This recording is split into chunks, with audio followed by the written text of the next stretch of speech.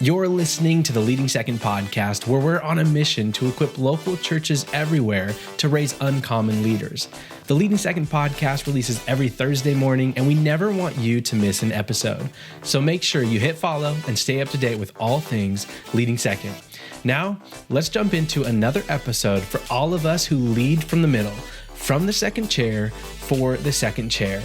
This is Leading Second.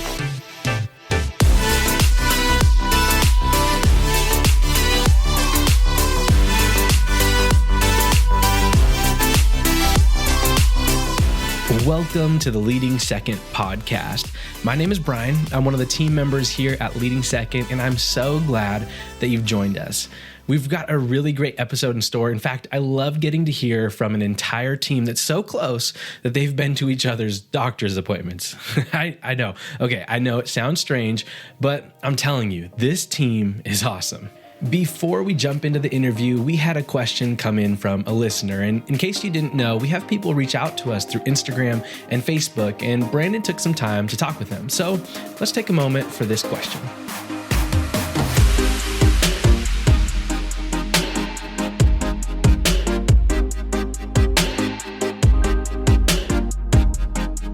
Well, I'm here today with Kendall Green from College Station, Texas. Say what's up to everybody, Kendall. Hello, everybody.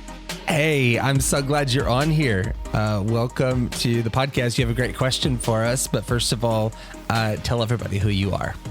Okay, I am Kendall Green, married to Nathan Green. We were second cheerleaders, and now we are lead pastors. Ooh, come on. We let you sneak onto the podcast today. A lead pastor. I love it. I love it. Well, first of all, y'all are friends and like family to us. We've also done a lot of ministry work together over the years. I spent a lot of time with you guys in your second chair seat. And now you find you guys, God has blessed you with an opportunity to lead in your church. And I'm really excited about that. But you had a great question for us today, and I wanted to dive into this. I think this is going to land for some people. So what was your question? So what would you say to a staff spouse who doesn't like their spouse being in ministry? Oof. That's real. That's real. Tell us why you had this question. So honestly, I asked it because this was me a few years ago, and I did not enjoy being in ministry nor having my spouse in ministry. I felt like I was constantly fighting for attention. And I was like, am I important? Like the church is important to you, or am I second? I feel like you give everything to the church and you leave what's left for me and our family and our kids. We were just completely out of balance. Wow. First of all, thank you for being honest and giving all of us permission to be honest, because fast forwarding, just so everybody kind of knows the end of the story. First of all, the two of you, I feel like are absolutely thriving right now in this season. And did this get turned around for you in the end? It totally did because of you. Well, that's not exactly where I was going with this. But it's true because you helped us get back in balance. I mean, we set up, boundaries and family vacations a year out and things to look forward to, and just helped Nate balance, like when he comes home from work, put his phone away, and just simple things like that to help us get back on track. Yeah. And I think the end of the story is so important because there's hope for people who might find themselves in the position of your question. Like there is hope for you. And I did have a couple thoughts. I know things that we have worked through over the course of time. My general thought with this question, Kendall, is this. I don't think it's ministry that staff spouses have a problem with. If it is ministry, then we need to actually be having a different conversation, and we need to have a deeper conversation. I actually don't think it's ministry that people have the problem with. I think it's how the family is carrying ministry that people have the problem with. And if that resonates, and if that's the truth, then there's hope for a couple and for a family where there might be some resentment going on, or there might be some dislike or struggle going on in this arena. Because simple things like the right rhythms, the right use of your calendar, the right boundaries can really go a long way. I think the tough part is ministry is an all-in thing. In Matthew 10, I mean, Jesus, when he gave his disciples authority, he basically asked for their life in return. Whoever loses their life for my sake will find it. He actually even references, in there, whoever's not willing to leave their mother and father and brother and sister, for me is not worthy of me. So it creates an interesting, not problem, but it creates an interesting tension. That'd be a good word, a tension for us in ministry, because Jesus wants to be first and he wants us to be all in, but none of that you could not add that up biblically that Jesus is anti-family. So even though Jesus wants us to be all in for ministry, it doesn't mean that he's asking our families to suffer in ministry. He just wants to be first. He just wants to be enthroned. He also leads us to a place where our families are thriving, even while we're all in for ministry. I don't think it's an either or. In other words, I think this is truly a both and. And so I think I would just ask someone who's listening, and maybe this question landed for you today. I think the question I'd ask you is, how is your family carrying the ministry together? I read a post on social media the other day, and someone said this really just jumped off the screen to me. They said this: don't use up all your creativity at work. And I thought that was really interesting. It really challenged me. Like, am I giving everything to ministry planning during the day and not saving creativity and presence for when I'm home with my family in the evenings? When my daughter has a problem, am I so dried up, where I'm like, go talk to your mom about that? Or do my family feel like I still have something in the tank, for them when I get home? So it's a very complex issue, and we can't certainly, solve it all in a couple minutes here on the podcast. But I guess I would say is looking at right rhythms, the right use of your calendar, right boundaries, just combined with a new mindset that when Jesus is first, seek first the kingdom of God, and all these things will be added. Like, Jesus first orders the rest.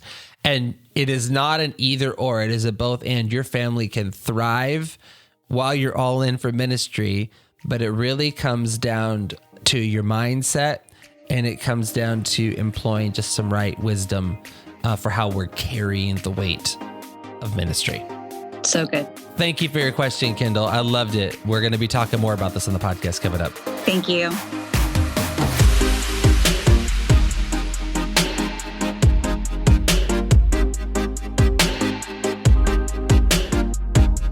If you have a question you'd like to ask Brandon, reach out to us on Instagram at Leading Second. For today's interview, we're excited to welcome some of the key team members from Seven Hills Church in the Cincinnati area.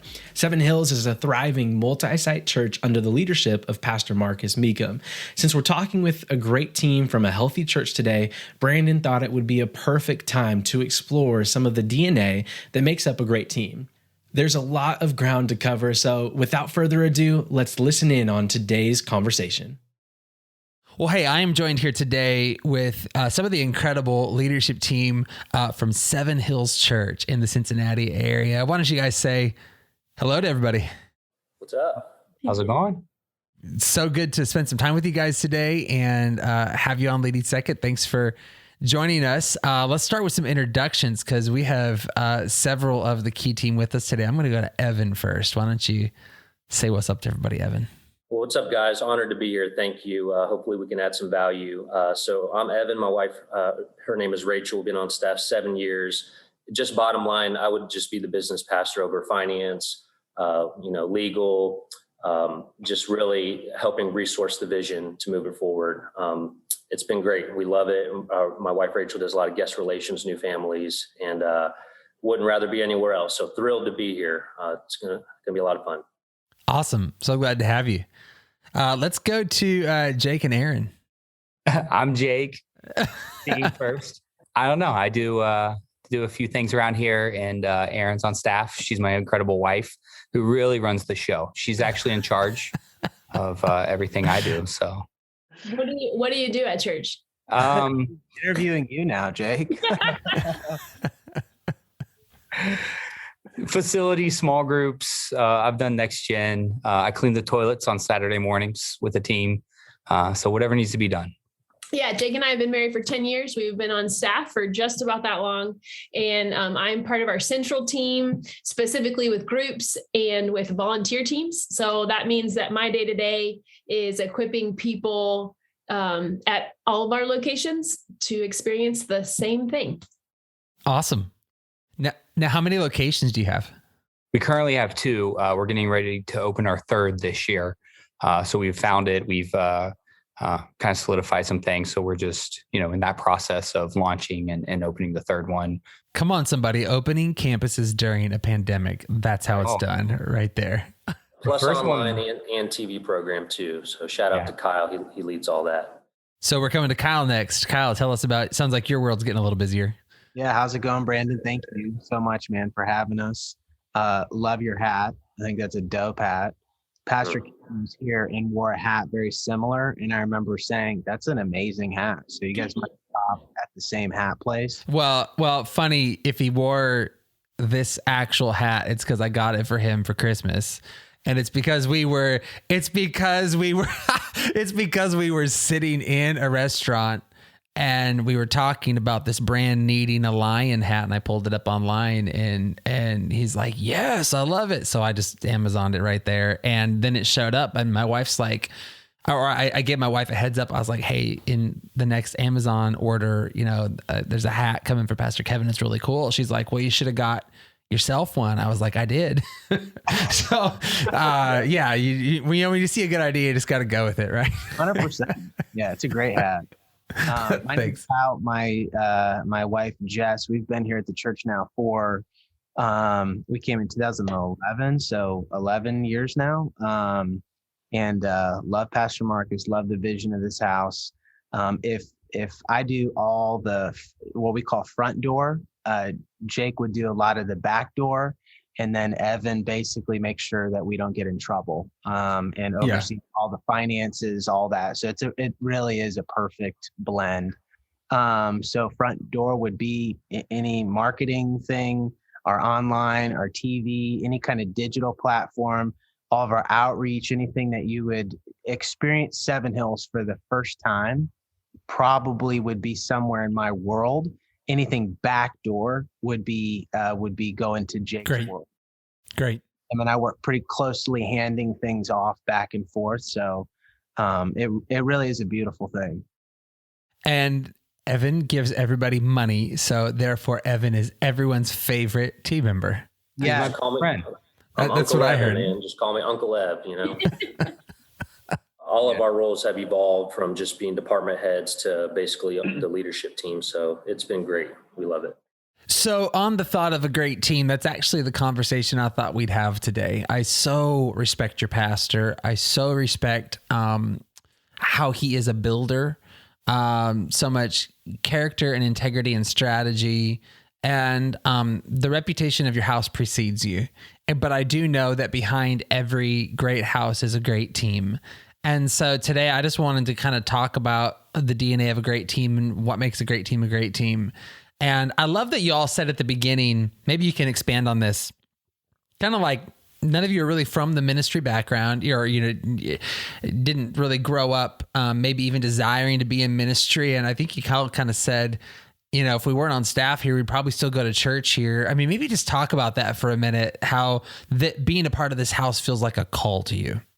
Yeah, I'll just kind of kick it off, and I really want you to hear from these guys. But I think what God's doing here is so special because we're a group of people that God really single-handedly pulled together. Again, none of us are PKs, none of us have real degrees in ministry, but our lives were changed here.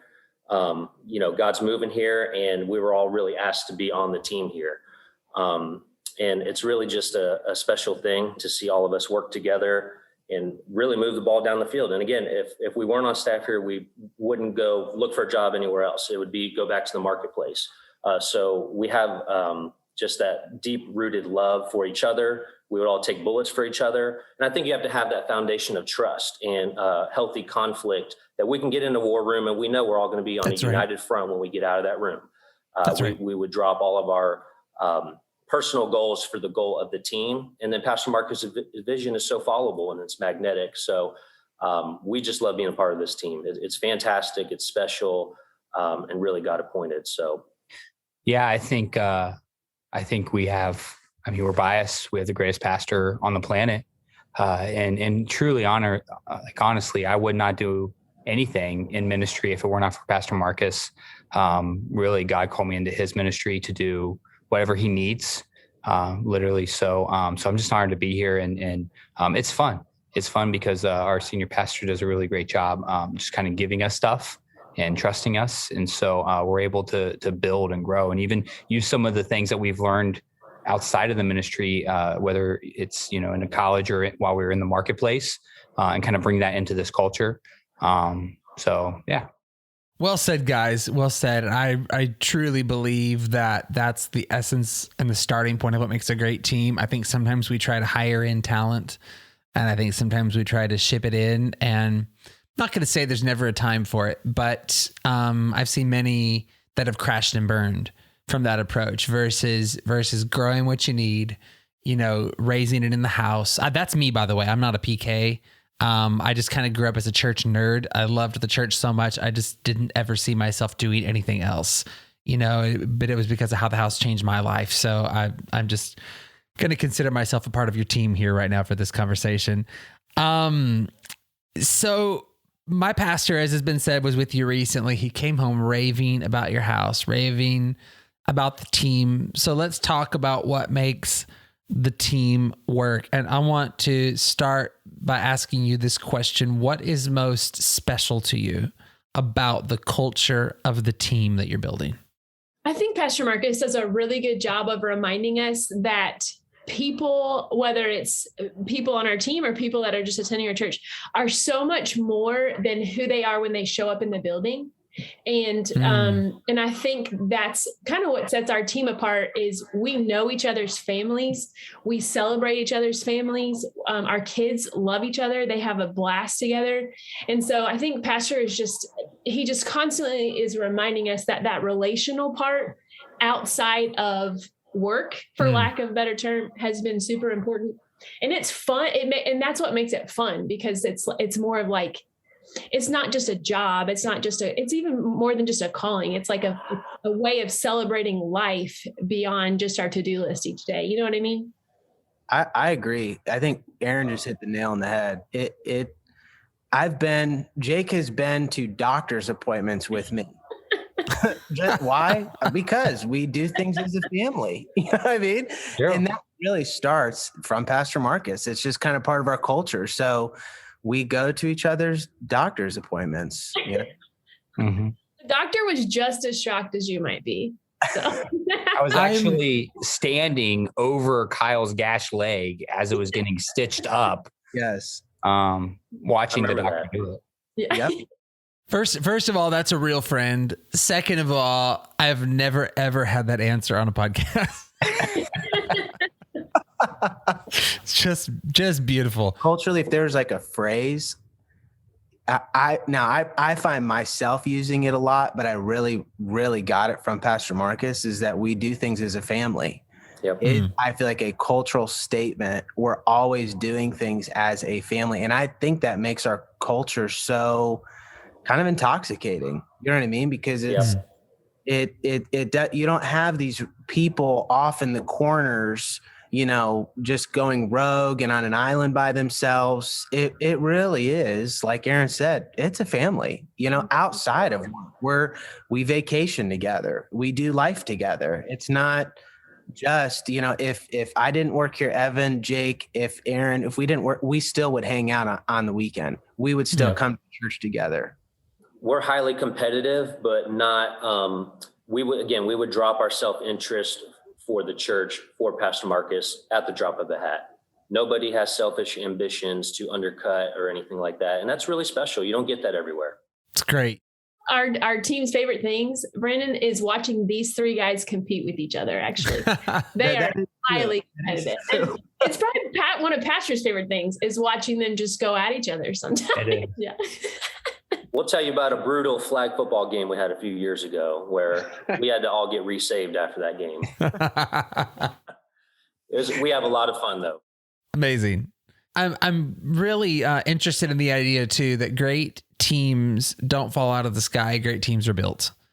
And I think this is one of the myths in ministry, is that we look at churches that are 10, 20 plus years old, and you see success, and you see what God's done, and you see a great team, and you just sort of assume that like you can order one for yourself on Amazon, and it'll show up in 2 days, when in reality, great teams are built, and they're built over the long haul.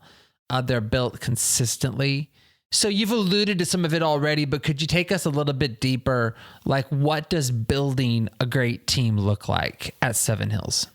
Yeah, I think actually Kyle could really speak into this he was the one that kind of researched and started the internship program that's now in the hands of two amazing people, Luke and Savannah, and they've taken it to another level. But Kyle, if you could tell how many, it's like a large percentage of our staff came through an internship program.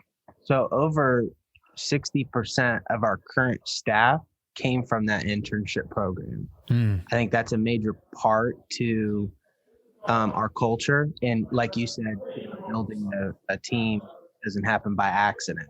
So and that again stems from Pastor Marcus, very intentional, very strategic with, everything. And of course, building our team being, at the top of that list. So I think a lot of our staff being kind of homegrown, like I'll put it this way, there's one staff member right now that really didn't grow up in Seven Hills, or their life changed in Seven Hills, like truly homegrown. There's only one. And that one guy went to college with Pastor Marcus and has like a very long history with him. So even then there's history there with PM. But everybody else, their life has been changed at Seven Hills. And again, that kind of thing, it's absolutely part of who we are, our culture. Slow is fast. We're not interested in hirelings. Again, people whose lives was changed here. That's huge, right? We're more concerned about chemistry and character over competency. You could teach that, you can train and do all that, but we'd rather have people with the chemistry that we like being around, highly relational, spend a lot of time together, than someone who's maybe highly skilled and doesn't have the other two. We would take that all day. So you're just alluding to something I'd like to explore for a minute. And this is kind of my observation coming from an outsider, or from the cheap seats, looking into what God is doing, the miracle God is doing at Seven Hills. And something I'm really interested in about your pastor and about your team is it doesn't seem to me you've set out to build the flashiest church. You haven't set out to just build a big church or just, a well-known church. I feel that I sense when I'm around any of you ever, I sense the integrity in what you're building. You just said slow is fast, in other words. I sense that about your pastor. And yet, the funny thing is that approach, there's a quality of ministry that comes through your house. There's a quality of ministry. Your pastor is an absolutely brilliant teacher, communicator. I think sometimes, I guess, in the ministry world, we get really into this idea of being flashy, being the most successful, being the most well-known. I just don't get that from you guys. And yet the funny thing is you're building something that I think should be talked about everywhere. So maybe just talk a little bit more about that, because I find that very intriguing about your house and honestly so refreshing about your house. We, our senior Pastor Marcus says it best. He said, we didn't launch or start Seven Hills to grow a big church. We started Seven Hills because we wanted to build a church that we want to go to and enjoy the people in. And, God is just blessing us, and we're humbled by it, honestly, truly are. Because we're not here to grow a big church. We just want to build a church that will reach the lost, that we can help the community. Another phrase that Pastor Marcus says is, if we were to shut our doors today, how did the community know that we were here this week? And it's a big thing on his agenda that he wants to make sure that every week the community knows that Seven Hills exists, because that's part of, being the hands and feet of Jesus. I would just say too, real quick, it's not personality driven.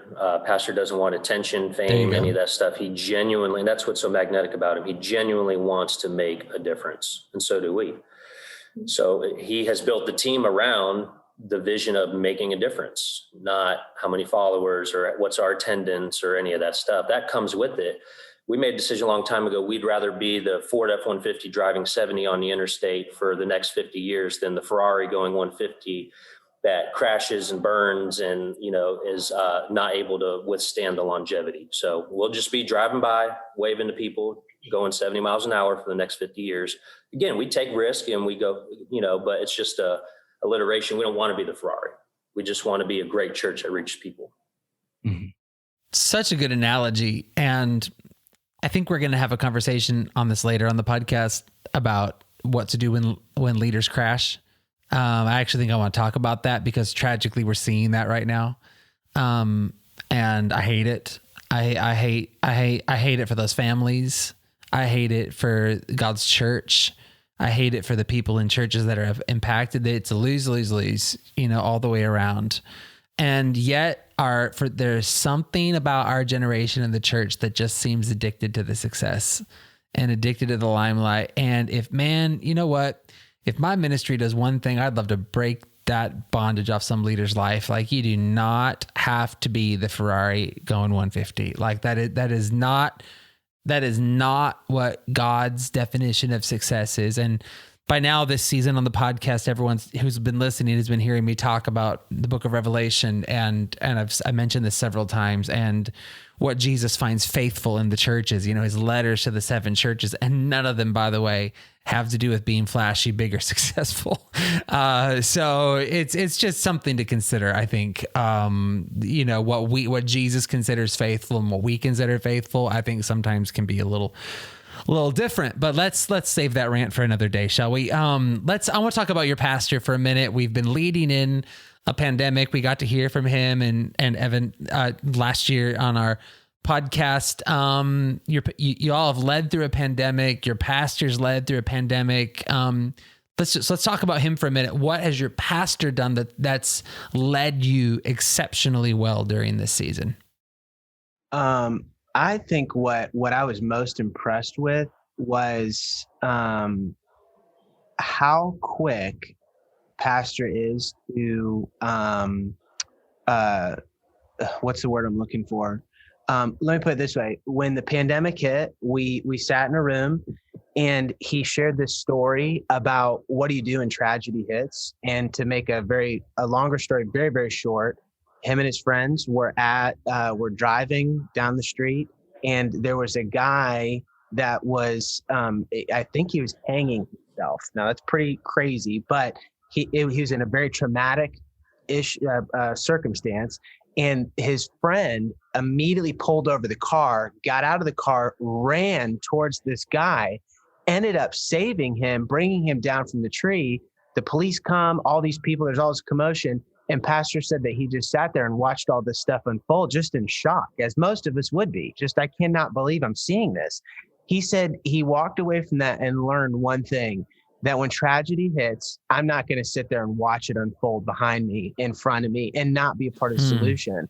So from that day, and you can see it in his leadership, when tragedy hits, that's our time to jump in, don't ask questions, and you just involve yourself in the tragedy. So when the tornadoes hit in Kentucky, guess what? We immediately wrote a $50,000 check. We were part of the solution immediately. We sent a team down immediately. We built the relationships that we needed to build to make sure that we put ourselves in the tragedy. And I would say he did the same thing with everything that happened with COVID. And it was just amazing to be a part of that and to have that sense of like, let's get in there and let's be part of the solution. Well said. During that time, he said, if we preach all the time that the church is not the 4 walls. So in this time, if we don't do something, then we've got bigger problems because we're not just these 4 walls. And he activated us. And we did a million things during that time. I think too, like we all have a job description just as part of HR, right? But Pastor has really equipped us during this COVID outbreak. I mean, no one in the world has ever experienced this, right? And I think he challenged all of us to, like your job description doesn't matter right now. Like if you love Jesus, if you're a part of this church, if you're a part of this team, great, let's go be a part of the solution together. And I mean, I think you've talked about this before on your podcast, Brandon, like it doesn't matter what seat you're in, you're on the bus and the bus is driving. So you're either on or off, you know? Right. So that's challenged us too, to be liquid in method. That's one of our core values, liquid in method. And COVID has really put us to the test for that, but we're still here. So Great. COVID season has been the great revealer of alignment, misalignment. You know, my pastor said it a lot over this season, you know, that before COVID, you know, in our church growth season era, it's our churches were assembled, but maybe not aligned, you know? And so if people were out of alignment, this season showed it. This season revealed it. So my question for you, leading across multi-site, different departments, a growing church, what does it look like to maintain and build alignment in the house and among your church? When you say alignment, I think culture, right? Is that kind of what you're speaking of? Like, how do you help maintain culture throughout your teams? And I think about, it doesn't matter what team you're leading, or it doesn't matter the size of your team. It's important to remember that whether it's a large team or a small team, each leader has a voice in someone's life. It's not just Pastor Marcus speaking into someone's life. Right. And so from our level, as we lead people who are leading teams, it's just important to remember, like, are we in those team leaders' lives? Do we know what's going on? To me, it's like a perfect example of like what Aaron's saying is when, you know, and Jake kind of touched on it, is when COVID hit, Pastor said, if all we are is what we do on a Sunday, then shame on us. Yep. You know, what are we doing Monday, Tuesday, Wednesday, Thursday, Friday, Saturday in the community and for people? So we dropped everything we were doing, job descriptions and all, and we called every single person in our database as soon as COVID hit and wanted to know, how can we pray for you? What do you need? How can we come alongside you? This is a scary time. This is an unknown time. And we want to come alongside you and pastor you. And so we want to make this about you. You know, one of the things that you'll hear often in our world is we're fast with the task and we're slow with people. A lot of times we flip those around. We try to hurry up our conversations with people so we can get back to our jobs or our tasks and whatever, you know, is so busy, we're so focused on. Right. And the goal is, no, it's the other way around. We're fast with the task so that we could be slow with people. I would just add real quickly too, the family dynamic we have as a staff is in our church. We have a great serving culture, leadership culture. I'm telling you, our people are a family. Like, my wife's going through a tragedy right now with her father being ill. Of course, we ask the staff to pray for her, but who am I asking to pray? Some of our prayer partners in the church that I love dearly and who will pray if I ask them to pray, because they're my family. So people who, when I see them, I say, man, I love you guys, and I genuinely mean it. So when we talk about alignment, not only is that on our staff and our team, but it's in our church too. Hey, head coach, tell us to play. We're running a play. We're all in. We have an all-in church all the time, serving, giving, leading. And that's also what helps make us special. It's not a crowd gathering on a Sunday. It's people accomplishing a vision in our city. That's great. And I loved the phrase that, Kyle, you just used, fast to the task so we can be slow with people. Somebody needs to hear that right now. That is the whole goal. Fast to the task, slow with people. That was brilliant. One more question for you. We are leading in this season that's being coined the Great Resignation, and everyone's quitting jobs and wants to be self-employed and wants to set their own schedule, and the pushback against unhealthy, corporate culture or whatever's driving this season. We see that the headwind of apathy just in prevailing culture right now toward work, toward service-oriented jobs, those kinds of things. But we have the task of involving people in serving and in ministry. So for you, what is team building looking like right now in this season of the Great Resignation, and where are you winning with building teams right now? Coleman's, what do y'all think? I know, that's a really good question. Great question. Where are you winning with building teams right now? We've kind of hit the reset button, and we've really encouraged all team leaders to just look at your team. Part of it was those phone calls. He's not kidding. We called every single person, and it was how many? Well, doesn't matter. It was a lot of people. And, so we kind of just had this running list of who's not ready to come back, who is ready. And so now we're 2 years into this. And so we just kind of hit the reset. So the people that are back in person, that are officially comfortable and ready, we just had a leadership night to say, okay, we're ready to re-engage. And it definitely might be, it might be a smaller group of people, but we've also looked at and challenged our teams and team leaders to say, okay, who else is, maybe you'd never consider them as a future leader, but they're still here and they've been faithful and they match the culture, they match the heart of what we want to do. And so we have really been looking at revamping with that reset and looking at who are the new people that we can help equip to be leaders and just continue to multiply. Jake, you kind of talked about that last night. Like as we build this third location, you want to talk about that, about we got to build up and we got to multiply. Yeah. I think the biggest thing in this season is, your team might look a little bit different.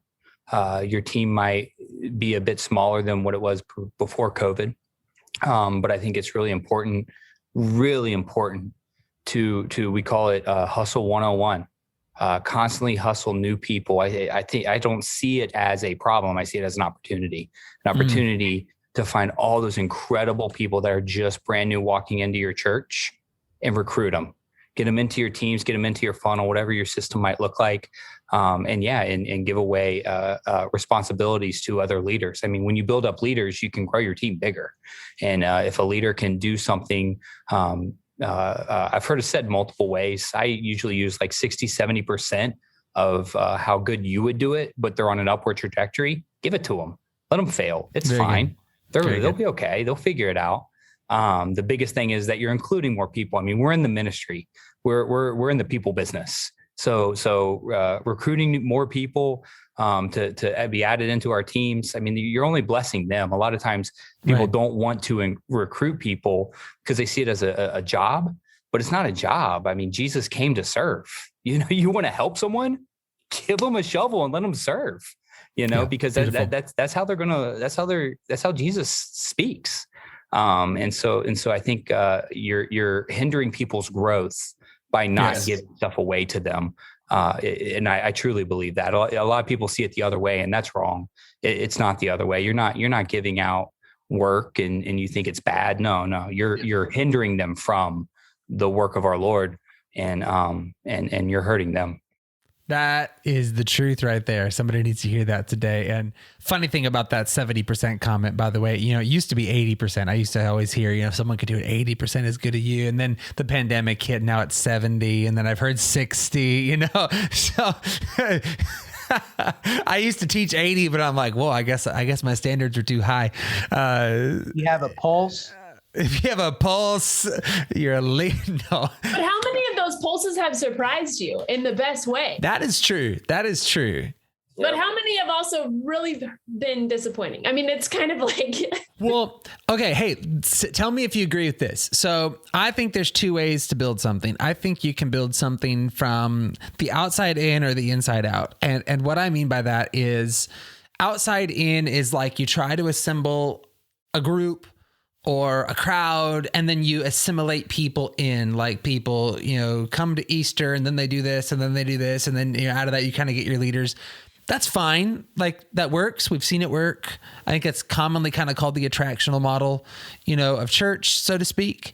But then there's this other way where you build from the inside out, where you build a red hot core of leadership. And I've loved, you guys have hit on several topics to me today that speak to this, that you just build a team that would die for each other, that would die for the vision. You really high standards, you call them higher, because you mentioned the key phrase behind 60%, by the way, is upward trajectory, and so like you create a core that honestly people just would trip over themselves to be a part of.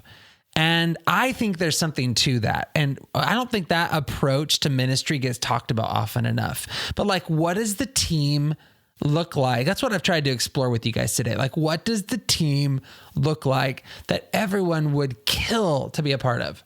And I think if we can make that our target, I just love the fruit that produces in teams. And I love the strength that it brings. And I felt that way about my church. I think you felt that way about your church at some point. And I just think those pulses, going back to your comment there, I think there's pulses out there that you don't even realize are sitting there going, I'd kill to be a part of this. And we just have to find them and welcome them into their high calling. You have to find them, and then you have to be ready to, like, you have to have something for them to do. Like, how many of us have had people like, I'm here to help, and you're like, cool, I don't know what I want you to do. You're going to lose them so quick, but the quicker we can help them establish their own foundation, it's kind of like a Lego set. You ever notice, like with Lego, the majority of the directions are like building the inside.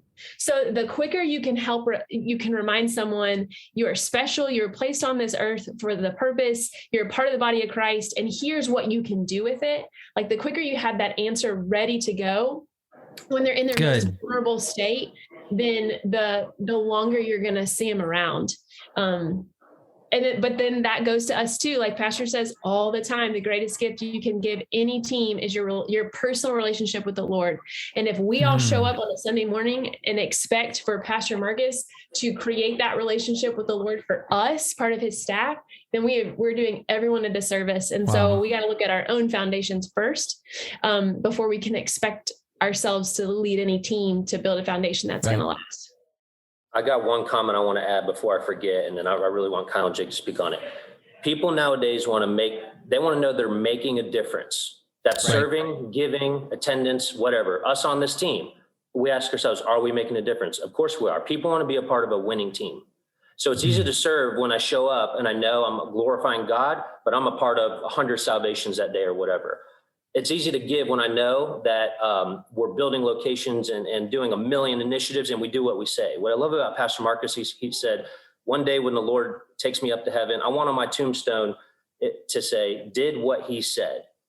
And that we're a church of, we do what we say and we win. It's contagious again. And that goes to serving and giving. So what's kind of the secret sauce of that is that's what I would say to all of that. And that makes everything easier. We've never sent out an email about recruiting volunteers because we have the system, of course, but people see when people serve, there's joy, there's peace, and they're making a difference. They're part of something bigger than themselves. Yeah, I think like just like what Evan said, it's like Jesus had the 70, he had the 12, he had the 3. We like to focus on the 70, these massive teams that we can build, and that's fine. But that's not the way that Jesus went at it. He didn't choose the 70. He chose the 3 first. And then that evolved into 12 and 70 and then teaching the multitude. So to me, I think part of my job is to identify, those small group of people, 3 at a time, maybe my Peter, James, and John, and to look at them and to call out in them, their gifting. So when Jesus went to Peter, he said, hey, I know you're a fisherman, but I actually see something deeper in you. I see something bigger in you. I see you fishing for men. I see you being, a person I can build my church on, a rock. And he affirmed that. He called that out in them. And it started with just Peter, James, John, evolved into 12 and 70. So I think it starts small and then works its way big. But just like what Evan said, people want to know that they're making a difference, that they can actually add value to church, to other people, and they have gifting, they have things that they can add and contribute. So I think it's our job as the leadership team to call that out in people and say, I know you see yourself this way. I see you like this. That's good. God is obviously doing something special, unique at Seven Hills. So thankful for you. Thank you for just attempting to kind of communicate some of that to us today. We're grateful. Thank you, Brandon. Seriously, man. Love Pastor Kevin and what you guys are doing. You guys really are an amazing ministry, and just thankful to do it together, man. Yeah, we're so honored that you had us on here. We love, like to say what Kyle said, we really do love Pastor Kevin. We love you guys, love your podcast. So truly a blessing to be here today. Awesome. Well, thanks, guys. We'll do it again soon. God bless you.